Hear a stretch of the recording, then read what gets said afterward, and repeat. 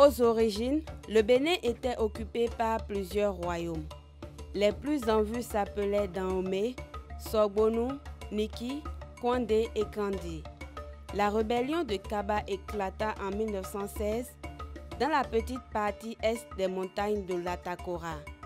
Kaba, un chef local d'origine Natemba, était l'un des leaders des petites révoltes locales dans les régions septentrionales de l'ancien Dahomey. On m'appelle Kouagou Norbert. Je suis présentement au musée de Nati-Tengu comme un guide temporaire. Avec la pénétration coloniale, il y a eu des comportements français que Kaba n'a pas appréciés et qui a fini par dire trop c'est trop.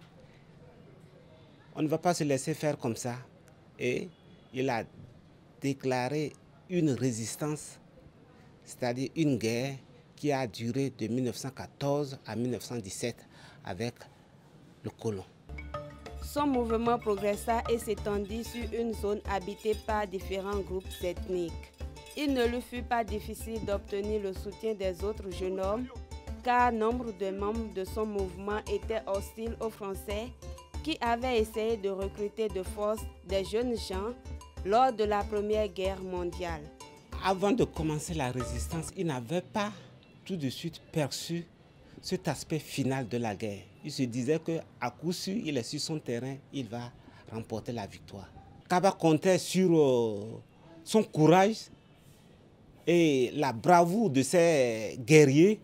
Il savait que cette guerre, nous allons la gagner. La belle preuve est qu'il y a eu assez de vies humaines dans les deux camps. Même si aujourd'hui les documents français ne veulent pas dire la vérité sur les pertes en vies humaines du côté français.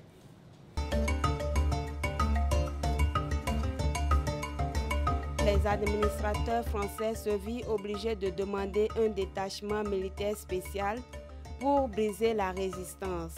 Selon des sources d'archives, Kaba et ses hommes furent vaincus en mars 1917 lors d'une bataille près de Orukayo où ils s'étaient réfugiés dans une grotte.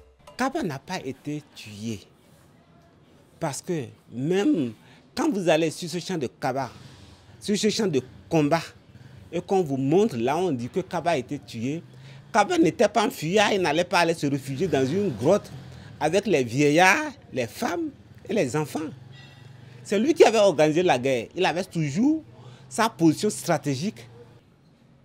Il est parti. On dit qu'il a disparu parce que pendant la guerre, il avait ce pouvoir dès qu'il a attaqué, de pouvoir disparaître et de réapparaître où il le voulait. Mais sinon, il a perdu la guerre, il est parti.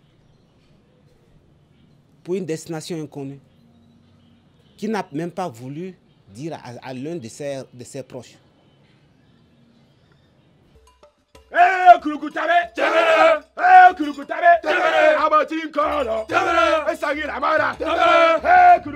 Cette révolte a permis au père de l'indépendance de se réveiller et de lutter avec stratégie, et ce grand guerrier et héros devrait être célébré par toutes les couches d'âge pour ce premier pas dans la libération du Bénin aux mains des colons.